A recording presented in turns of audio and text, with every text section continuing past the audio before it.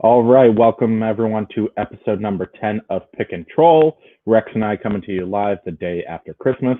I do have a new camera location, so my eyes are darting around. Do not mind me. Going to go ahead and stream out the link. We do got some plays for you. I've got 4 today. Rex is currently sitting on 2 while he still tries and scrolls for some additional plays. So let's go ahead, tweet out this link, get some followers in here, like we love to do, and we'll break it down from there. How you doing, Rex? How was Christmas? It was pretty good. Watched a shit ton of basketball. College slate was much better than the NBA slate because I'm pretty sure every NBA game was just a complete blowout and not even fun to watch. The college ones, each one was I wouldn't say came down to the wire. Your Michigan Nebraska game was a little bit more of a blowout, but the late night game for all of you that stayed up and watched that after the NFL ended, that was worth it. What was the late game? The Iowa game? Yep, the Iowa-Minnesota game.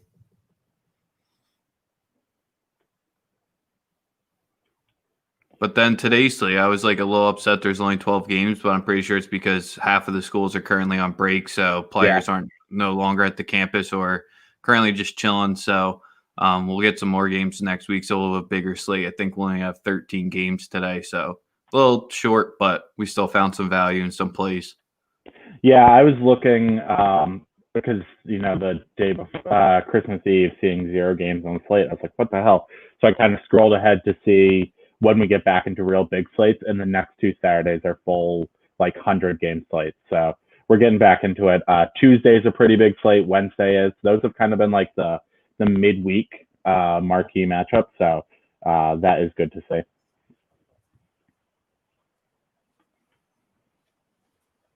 And hopefully college keeps going with games on Christmas Day. Sucks for the players that they can't be with their family, but definitely fun to watch.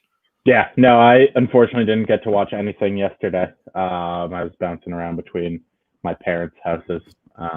Started with my mom, and then we went over to my father's after that. So we'll go ahead and jump right into start breaking down the slate. Before we do, just a quick plug, as always, make sure you follow us on Twitter at breakdown_sports, BRKDWN. Check out our website, thebreakdownsports.com or breakdownsports.com. Both work. We do have a lot of new content up there, a lot of stuff gone up in the last few days, so make sure you go and check that out. Make sure you're following along on Instagram and Facebook as well. Instagram is _breakdown, BRKDWN. And then on Facebook, just search for us, The Breakdown. You should be able to find us there. Give us a like. We certainly appreciate all of that. So hopping into last night. So I'll lead it off with Ballers of the Night, then turn it over to Rex to talk about some of the games and what he saw since he tuned into all that action. Ballers of the Night last night, we had Marcus Carr from Minnesota, put up 30 points, 8 assists, and 3 boards. Most notable play by Carr last night was forcing overtime with that 3, right as clock was just about expiring. So that sent it into overtime where they were actually able to overcome Luke Garza and the Hawkeyes to a 105-98 win, something along those lines. And then balling when it doesn't matter, Luke Garza put up 33 points, 18 rebounds, and 11 offensive boards in a losing effort. I know you've got some thoughts about what Iowa should have done down the stretch of that game, but you can go ahead and talk about some of the games from yesterday. Yeah, I'll do quick hits on each. So Wisconsin versus Michigan State, the 2 notable things that stuck out to me was you got the huge line movement against Wisconsin. And I think one of my buddies told me this, and this is what I relate to you, where I think it was the biggest discrepancy that we've seen in KP from a spread-wise to the actual spread in a top 25 matchup. And the second thing that happened in that game was Rocket Watts was electric in the first half. I'm pretty sure he had 6 points and 5 assists. The second half, I think he had 1 point or 0 points and 1 assist. So Michigan State was rolling and cruising and leading that game when Rocket Watts was going. And Wisconsin, they just have this scoring droughts. They can weather them. They look like a team that can make a deep run. But if they go on too many scoreless runs like they did yesterday, it could cost them against a better team. The next one was Purdue versus Maryland. Donta Scott, he just showed up in the second half, really pulled them back into the game. Threes are raining in that game. So where defense was kind of expected with slow tempo. That really didn't turn out well because they couldn't miss. Zach Edey, he still looks super raw, but he's a fun player to watch on the court because he kind of looks like Bambi out there on some plays. He's 7'4", and they said he used to play hockey, so I'm pretty sure that means he's like 7'8" on skates. So that's just fucking terrifying. The next one was Michigan versus Nebraska. I wrote an article on all these games as well. If you guys didn't get a chance to check it out yesterday, the biggest thing was Nebraska was Teddy Allen.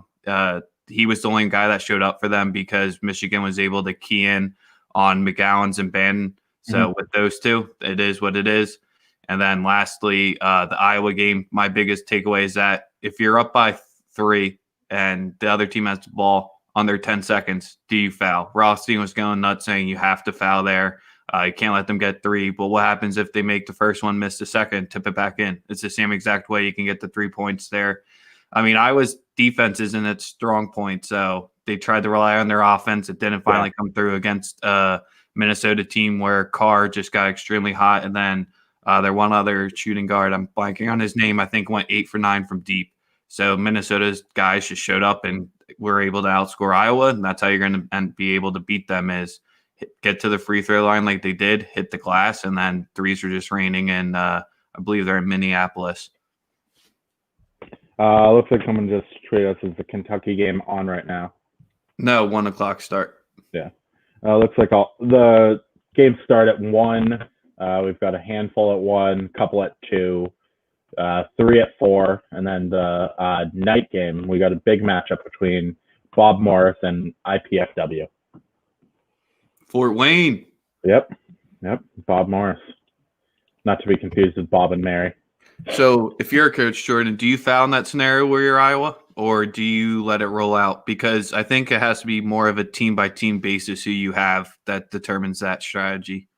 If you have a team that's capable of making threes, like Minnesota obviously was yesterday, I think you foul. I don't think you give them the opportunity to potentially tie it. You hope whether they hit 1 or 2, it doesn't really matter. You trust your players to then hit a free throw if they foul back, and you're going to maintain the lead. I think that's certainly a position where you play the foul game. A lot of times when I see these 7, 8, 9 point discrepancies between teams and then they start playing the foul game, that kind of rubs me the wrong way. It really drags out the game. It seems like it never works in favor of the team who is down. It very rarely it works in favor of the team that's down. So I don't always agree with fouling, but I think in a situation like last night, you do foul. Yeah, I got a good troll for that scenario that occurred yesterday, but with Iowa, I think there you have to foul. If you're UVA, if you're Clemson, I don't say you foul. You trust the guy. So I think you have to read your team better. Your offense is there, so just get the ball back and quickly to your hands as possible late in the game.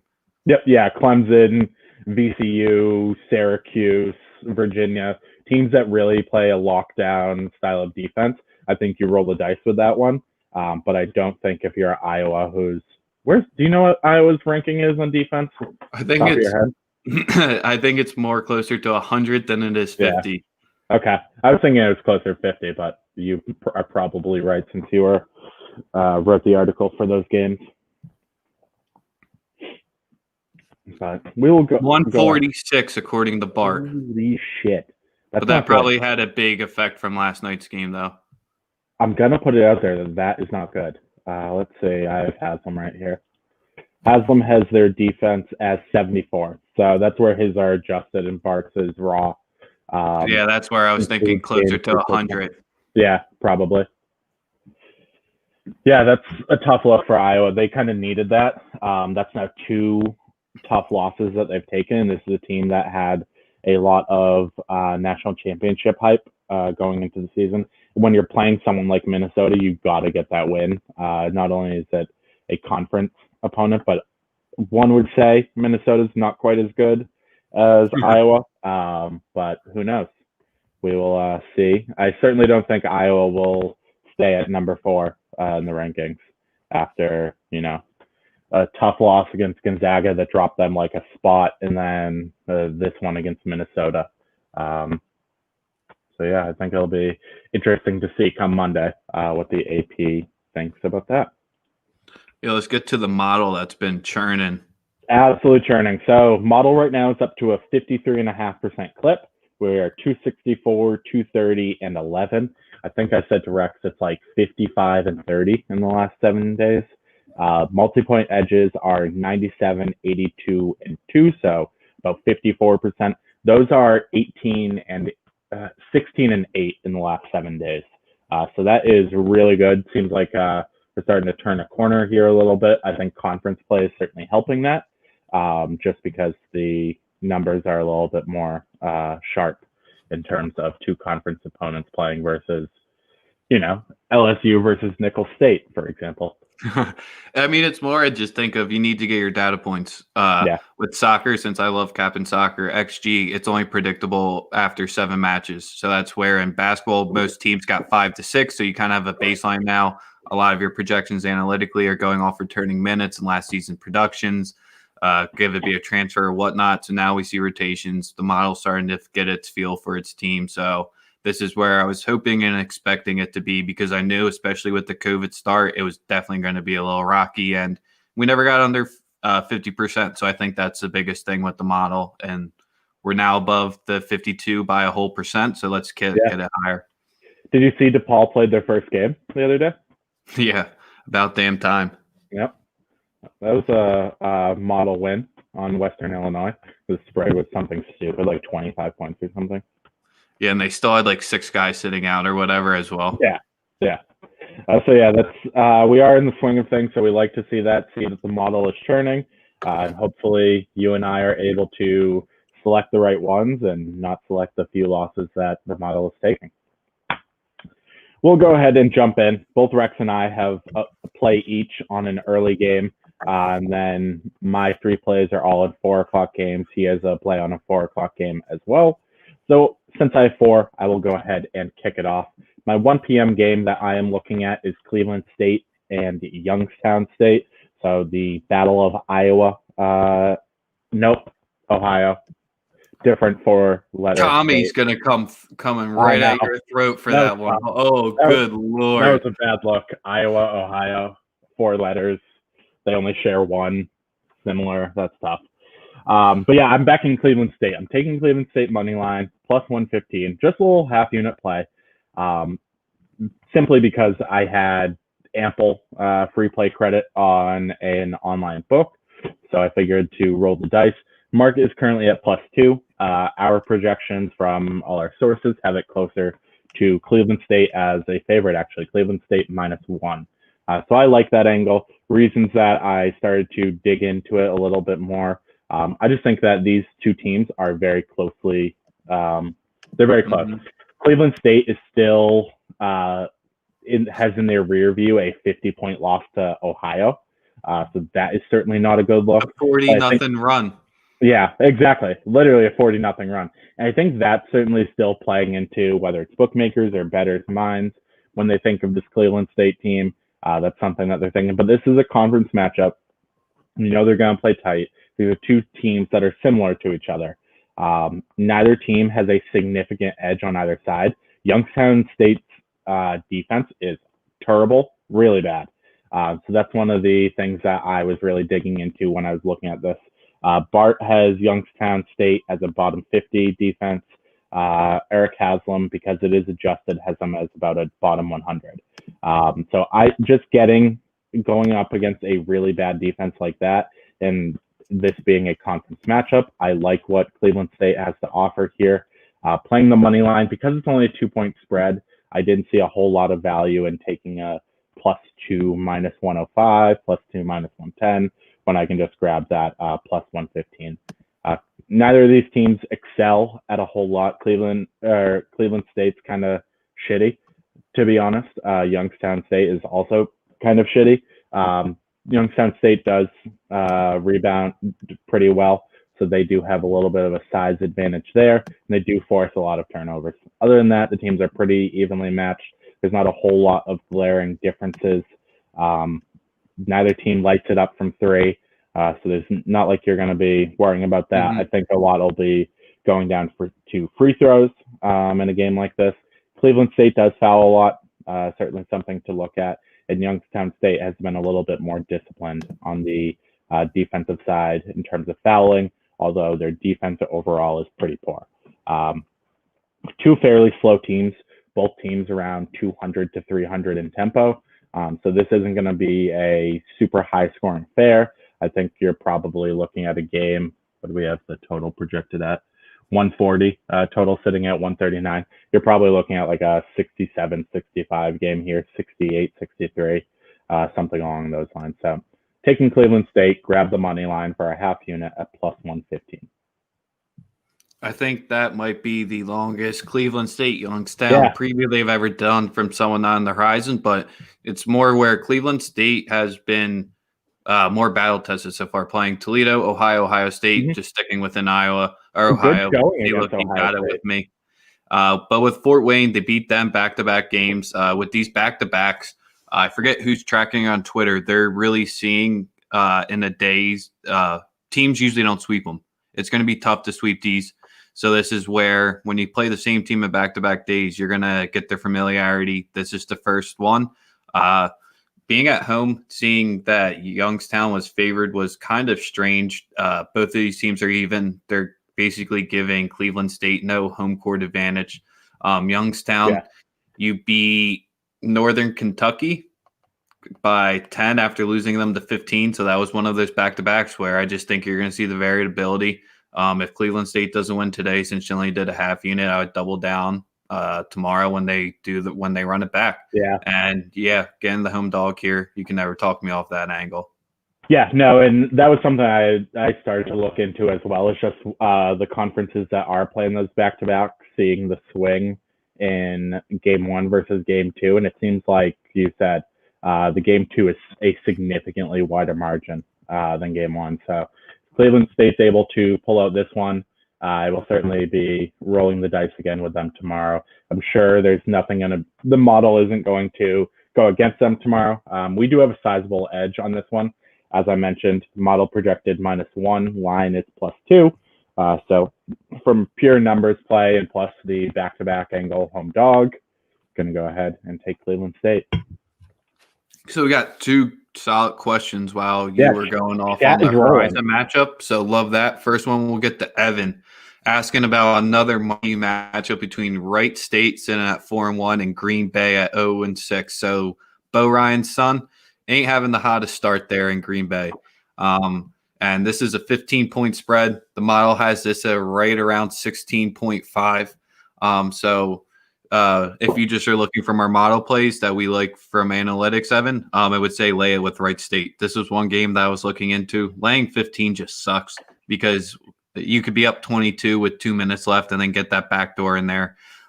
Green Bay, it's extremely hard to find anything they do well.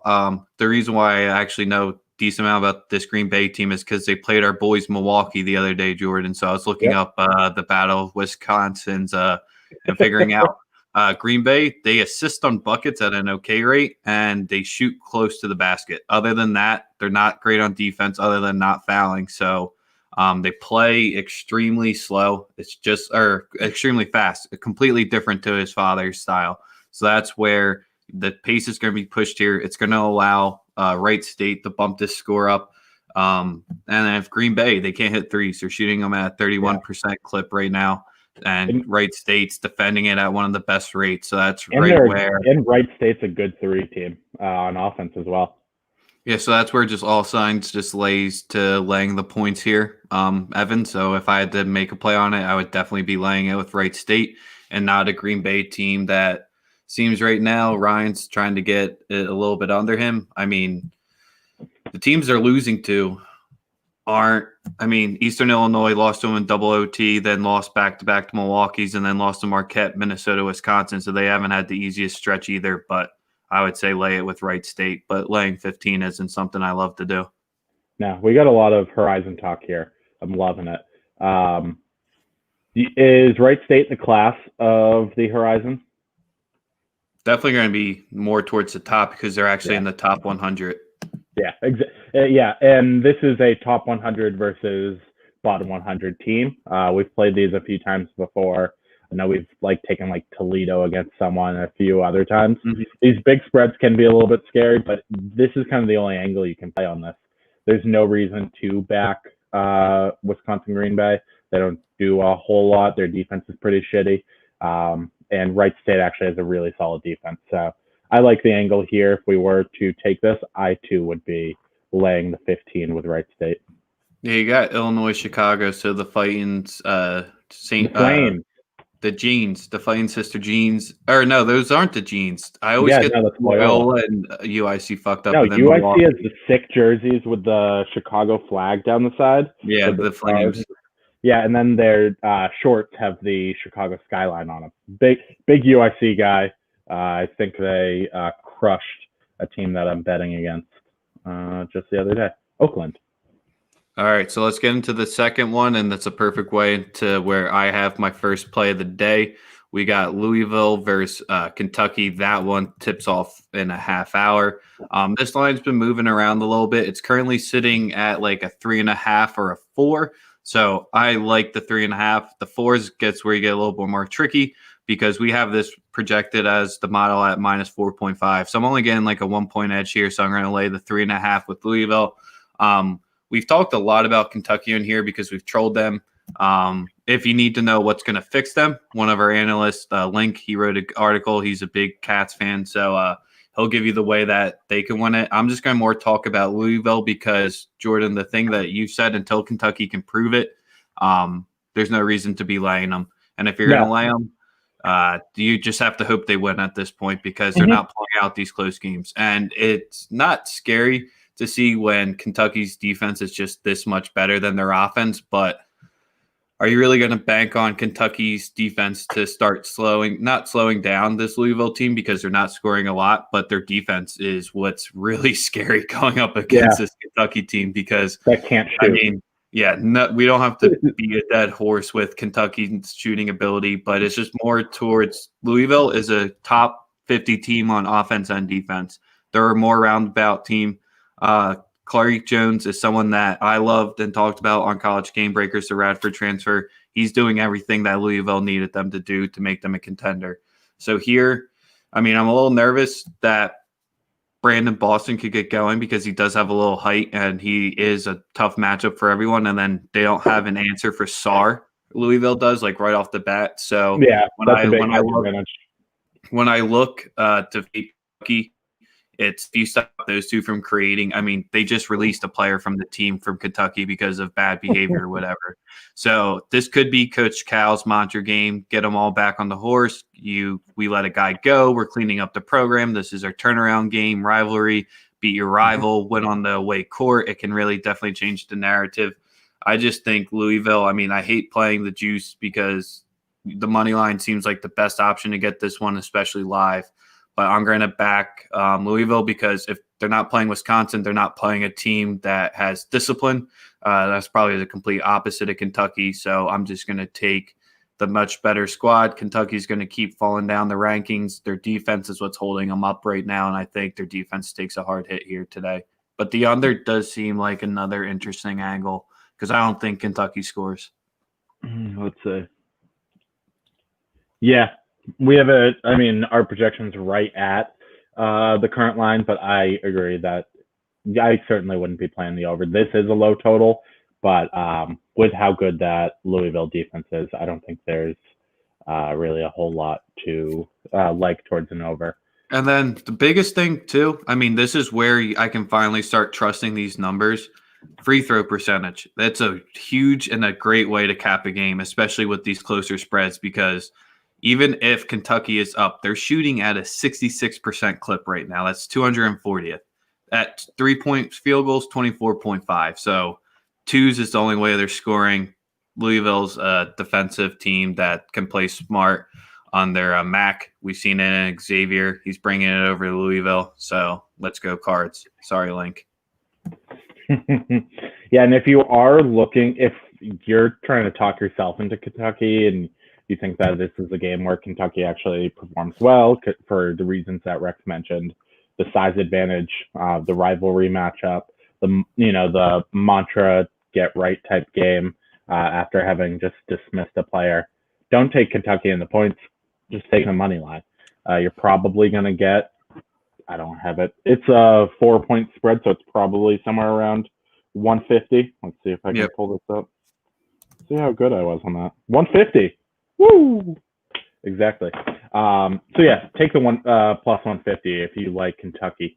There's no reason to take the +4 because they're either going to lose sizably, like they have in many of their games this season, or if they are able to perform well, they'll be able to squeak out a win. So I too, like Rex, would take the -3.5, especially a cheap one like he was able to find, because I do think that Louisville there's just too much for this Kentucky team to contend with. Yes, sir. Let's go Cards. I mean, that's the last point on this one before we jump into the next one. Kentucky's best placed on defense and why their defense is ranked so high analytically is because they can defend the 3. It's not where Louisville's bread is buttered. No. They're shooting at a 32% clip. They're finding great success at the 2-point field goal. So, I mean, if they can get Sarr into foul trouble and just get them undisciplined early, this one could get ugly because Sarr, I think, is the biggest one in this game. Boston's always going to be the biggest, but I think Sarr on both sides is going to be the key player. I'm right there with you. So going ahead and kicking it off with my second play, we're sticking I'm sticking with the Horizon League here. Let's go. Back in 2, this is a matchup of bad versus worse. I'm taking Detroit's basketball team, Detroit's college, Detroit Mercy over Oakland. Laying the 3 with Detroit. Oakland is just terrible. The only team that they have been able to lose by under 10 points is UIC. In their first matchup, they lost by 3. And then in the second matchup, they lost by 13. Oakland is not good. Sorry, Kyle Rice. Sorry, anyone who has any affiliation with Oakland University, but they just aren't doing it. Detroit is, well, obviously Detroit isn't a great team. Detroit actually can score. They shoot the ball pretty well for a team that plays in the Horizon and hasn't been winning a lot of games. I like them here. They are experienced. Oakland isn't able to stop a nosebleed. They are just getting absolutely crushed in threes, which fortunately for Oakland isn't where Detroit hits most of their shots. Detroit is more of a mid-range type team, but I still like Detroit here. This is a 1-5 a 1-5 team versus an 0-9 team. So Detroit, when they have the ball, they're going to have the advantage in virtually everything because Oakland's been unable to stop anyone. When Oakland has the ball, it's going to be a little bit more even matched. But the Detroit defense is still, 50 to 100 slots better in terms of Detroit's defensive efficiency versus Oakland's offensive efficiency. They shut down the 3, so if Oakland goes down big, and that's what has been their issue is, once they go down big, they can't hit any 3s to start to mount a comeback of any type. And this is an angle that Rex and I have handicapped when we like these teams. Normally it's a bigger spread, and actually this spread is kind of moving a bit. So it might end up in that 5, 6, 7 point range by the time we tip at 4 p.m. Eastern. But the angle that, and what Rex and I frequently mention, is when a team who cannot shoot 3s at all and has a rough defense, when they start losing ground, they're down, 5, 8, 10, 15 points, and they theoretically would need 3s to get back into the matchup. A team that shoots 30% from 3 and is in the bottom 50 in the country in 3s probably is going to have a tough time mounting a comeback. So I like Detroit here. I think that this is the only side to play at. I grabbed it at 3. Market is currently at 3.5, I believe. Let me check. Consensus. Consensus is actually at 4. I would still take this. Our projection is -8.5. Now, the projection is very heavily weighted by someone who Rex and I are referring to today as the mad scientist, because on at least 2 to 3 different games, the mad scientist has his projection 5 to 10 points off of the market line. So because it is weighted so heavily by him, all my other sources have Detroit covering this number. They have Detroit covering 4. They even have Detroit covering 5. So I really like this play. I grabbed Detroit -3, -105. Market, like I said, is at 4. I would still play it up to 5, maybe even 6. I think that Detroit steamrolls Oakland in this, and they go on to capture their first Horizon League win. Yeah, I mean, the fighting Brad Calipari's got to give us some residual at this much at this point, because I think we've talked about him 3 or 4 times on this stream so far. I got a game canceled last time I bet on him. And I don't know, would Kyle Rice really be that upset, though? Because isn't he a Detroit guy at heart? So, I mean, you're betting against the city versus alma mater. Absolutely. So it's just kind of like Campy. What are you doing? Since 2008, he's had 3 losing seasons. Campy usually runs that Horizon League. So that's where it's strange to see this Oakland team falling off. But, I mean, I'm definitely laying Detroit, but I'm just fighting for Oakland here a little bit. Their first 7 games, they played all top 100 teams. Yeah. So that's where their beginning of their schedule, they just took the St. Joe's approach. Let's get paid in this season. The school needs it. We're going to play all these guys. We're going to get nationally televised. Let's hope we're not going to get blown out. That last part didn't happen. All the other stuff happened for Oakland. So that's just kind of where it's a rough patch for an Oakland team that, I mean, they used to have the most electric shooters where guys didn't even take 2-point attempts. So that's the only thing with Oakland is their 2-point shooting percentage is not worse statistically wise or number wise, but like overall wise, they can't shoot 2s. So this Oakland team, even though if they do get down, they're a team that doesn't matter how many 3s they've missed so far, it's going to keep chucking. So Oakland, we've seen them make under 10 threes, but attempt over 30 and many games so far this season. So, I mean, if you're just betting on that this Oakland team has shown their true colors, this is who it is. Detroit, let's see what they can do, because this is the weakest team that Oakland will have played so far is this Detroit team. Very similar to UIC, but Oakland also still they would only cover the number in one of the 2. This is the first in the back-to-back, so this is where I think laying the points here is better. I wouldn't touch them the next game unless it's like a 40-point blowout and double your money here. All right, what do you like? Let's hear a second. All right, second marquee matchup of the day.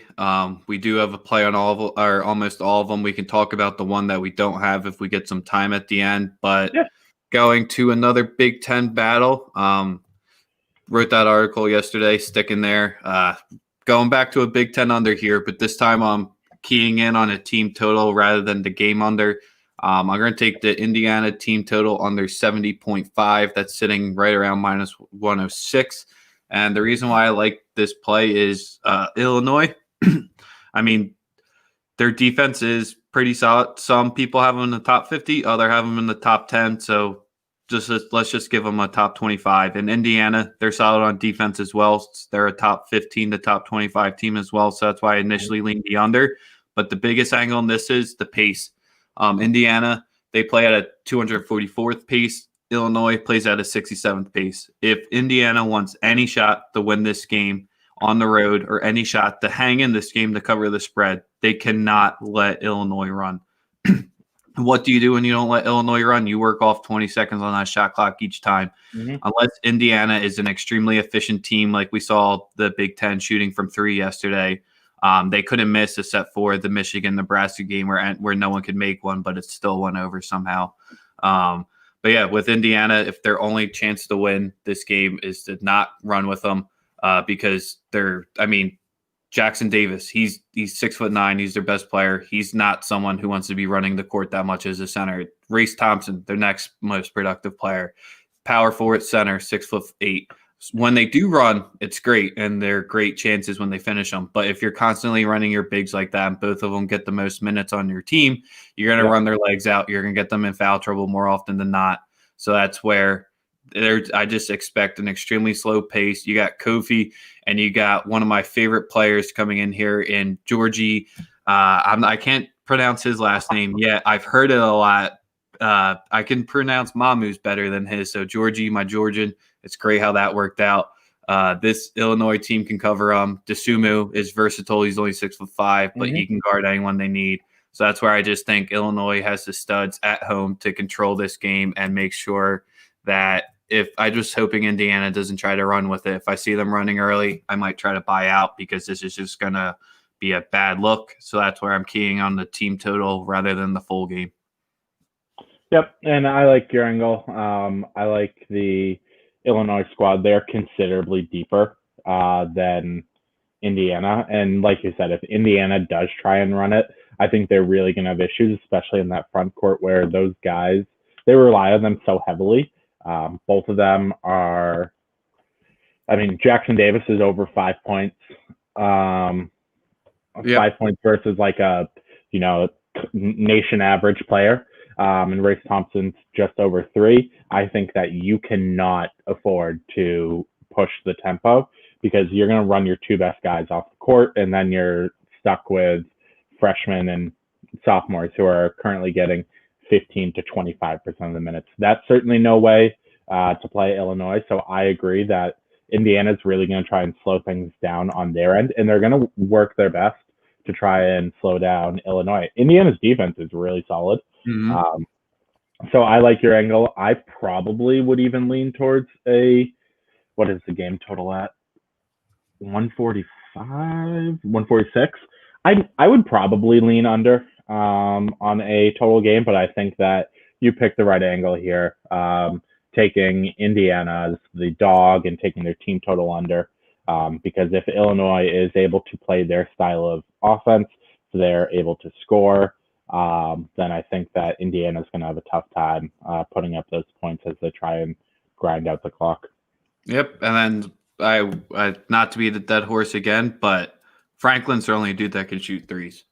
Indiana cannot shoot from deep, and they don't try to that frequently, so they're smarter in that aspect. So that's where you see more of the 2-point game of working the clock. So let's see it.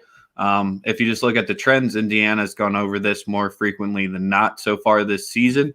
So this is where I think the number's a little bit inflated here going against a top squad. Let's see them get on there again because they went under this number against Northwestern in their last game.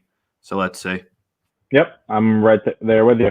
I have for my third play, I'm taking Norfolk State plus the points. So I got Norfolk State plus 10.5. They are going up against the George Mason Patriots. Yeah, Patriots. Yes, Patriots. I had to think about that one for a moment. I just don't think that 10.5 points separates these two teams. I think they are a lot more, they are closer than that. I think that one of the angles that I really liked in this is what Norfolk is able to do in shooting the 3, which is where George Mason actually struggles the most.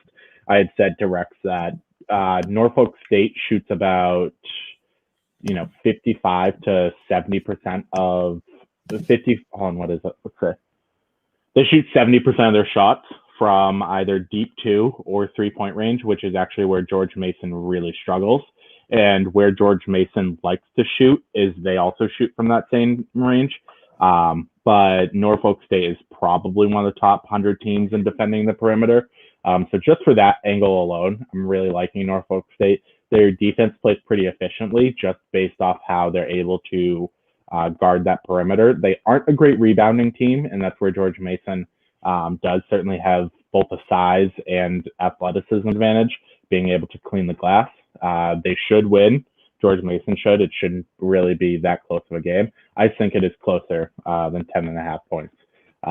This is Norfolk State's probably a bottom 150 team. So because of that, I'm playing it for about a half unit. I don't really feel too comfortable putting too much money down on a team that is pretty close to being a bottom feeder. I just think that George Mason is getting far too much respect for a team that's probably one of the worst in the Atlantic 10, which is a story for another episode of Pick and Troll with Rex and I. So it's my cap for Norfolk State and George Mason. I'm taking Norfolk State, grabbed the plus 10.5 minus 110. Market has it at about a 10.5, depending on where you look. And our projection is at just about an 8 even.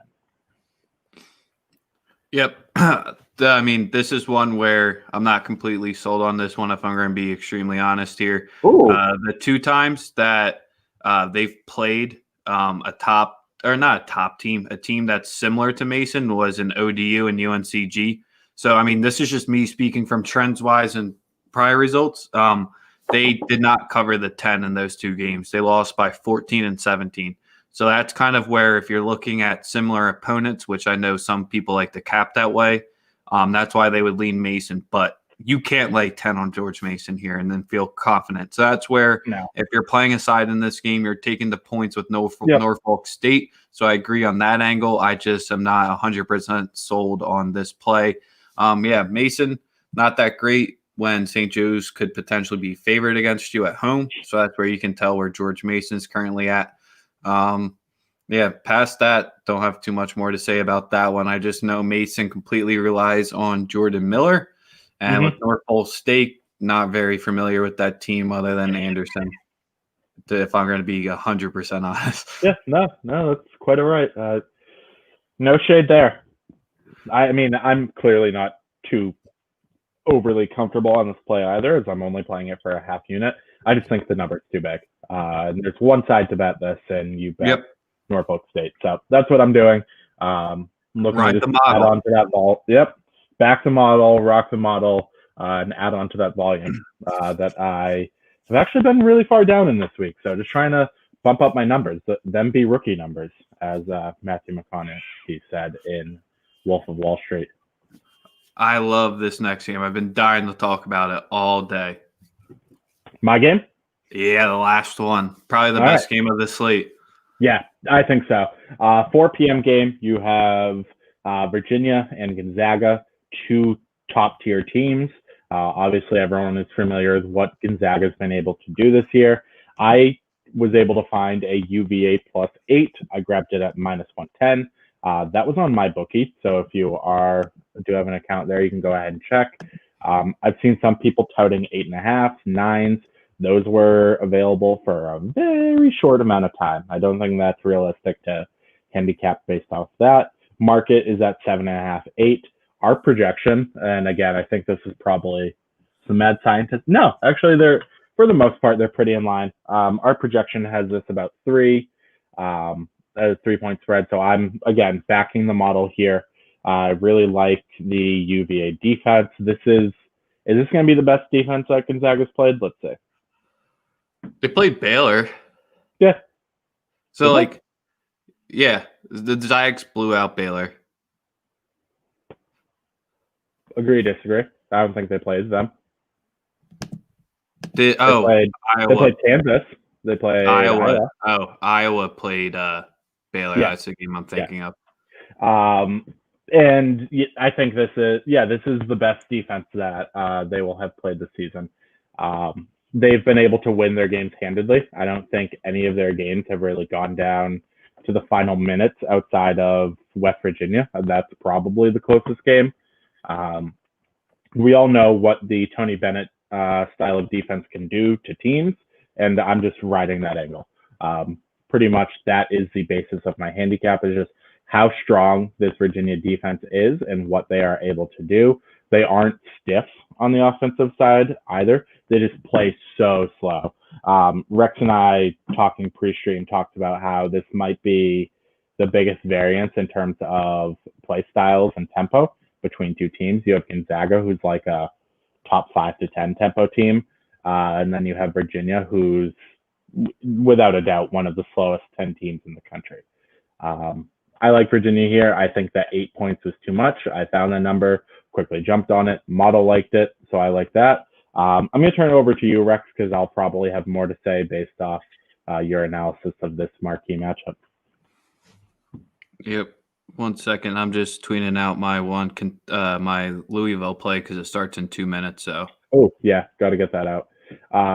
One thing that, let's say, if there's a particular angle I can kind of draw further on here with Virginia, they're able to really limit threes. That is something that they do well, but obviously we know Gonzaga is not a team that needs to do that. They're a team that pushes tempo. They have no problem shooting layups, hitting dunks. That's not a concern of theirs. because just how fast they are able to play on this defense or on the offensive side of the ball. Gonzaga also has been able to just dominate the offensive glass. And I think this is probably going to be one of their tougher matchups. Jay Huff, many people are familiar with him. He's one of the he's their center on Virginia. He's a very good rebounder, and I think that this will be one of the tougher matches that Gonzaga has on the glass, just because his ability to establish himself in the paint and hold down the glass on the defensive side. What do you think about this game? All right, let's get wild with this one, because this 15 or top 15 Gonzaga going against the slowest team. No, you won't have to put top 10, the slowest team in the nation in the NBA. So naturally, my brain just goes and says, play the over here, because I mean, this goes against all of my Indiana backing, which is why I ultimately laid off this, and because I didn't want to have the clown gif ready to tweet at myself when I played a UVA over thinking it was going to win. But this Gonzaga team, when are you ever going to get overs in the 130s? Maybe when they play a shit West Coast team, but other than that, I don't know. Maybe St. Mary's, but still there. I don't know. This is where you have Timmy versus Huff, which is going to be electric, because you have those two guys. And, UVA can play defense, and who's going to stop Kispert? That's my biggest question here, because I believe Kispert is currently the most valuable player, according to Bart, for a replacement above the mean, because he's at a 7 right now. Then you have Timmy at a 5, and then you have Suggs at 4.5. I mean, you still have 3 guys right in the 4s with Virginia and Huff, Murphy, and Hauser. So that's where this is just going to be electric. UVA has to do the same exact thing that I talked about Indiana has to do to cover this number. Right around the same number, you can get the 8 here with UVA. And I love people, especially you, Jordan, right now, who has the cojones to go up against Gonzaga and play the number, because you see so many Zaga tickets flying out there. They don't care who they're playing. They're just going to back Zaga against the spread. And this is one of the teams where if you're going to blindly do it, it might work more often than not. But, man, this Virginia side, this is where Bennett, I need to see where he has his squad at. This is the test to see can they actually hold this UVA team, hold this Gonzaga team that just runs and scores and scores and scores to nothing, because they've scored over 90 points or 87 once, 90 in every other game or higher. So that's just where UVA, if they're not putting up 90, I'm sorry. So that's where you have to keep these guys in the 70s to have a shot to do it and get that 8. So that's where UVA's defense, you can't let Zaga go. There's way too many players to stop. They're way too deep. So this is where the UVA team defense can do it. This is my barometer test for Gonzaga. I want to sit back and watch it. If I get like a Zaga really, really low number, or even a potential money line number, because if UVA is doing something out of their minds, then I'm going to back Gonzaga live. But pregame, you have to be backing UVA here. But I mean, UVA is not going to try to run. I have no questions like that where I think Indiana could decide to run. But let's see. You're back in the Wahoos. Good spot here. Got a nice points to Miles. Definitely thinks that. But let's roll with there. I just don't want to go against Gonzaga yet. This is by far the biggest game of Virginia's season for non-con. It's their first actual really solid opponent they're playing. I mean, I'm a big San Francisco Dons fan. They are a top 100 team, but they're not Gonzaga. They might play in the same conference, but they are not Gonzaga. I think that this is probably going to be as important as any ACC game that Virginia plays against Clemson, NC State, North Carolina, Florida State down the stretch. This is going to be huge for them. If even just being able to show up. Sorry, my dog is turned into an alien. Just them being able to show up is going to be huge. So I'm really interested to see what they are able to do. To go back to your point about you were mentioning Kispert in terms of his points above replacement. He is the second highest of third highest of like the conferences you're willing to talk about. So there's a player in the American who is at a 9.4. Any ideas? Oh God, You're not getting American. I don't think you're getting. Give me one more second. Is it with the Knights? Are they playing today? It is. I'm blanking on his name. I think it starts with a B, but I don't know. Brandon Mahan. Yeah, sorry, Mahan. Yep. I know you're tuning in before your big game today, but once you said the American, I thought Patriot first. I'm like, why the fuck is someone in the Patriot rank 9 points? No, yeah. So he is number 1. There's a player on UC Santa Barbara who's number 2. Oh, so we'll not going to get that one. Yeah, Oral Roberts right after that. But then player in the Big Ten. This is Garza. Yeah.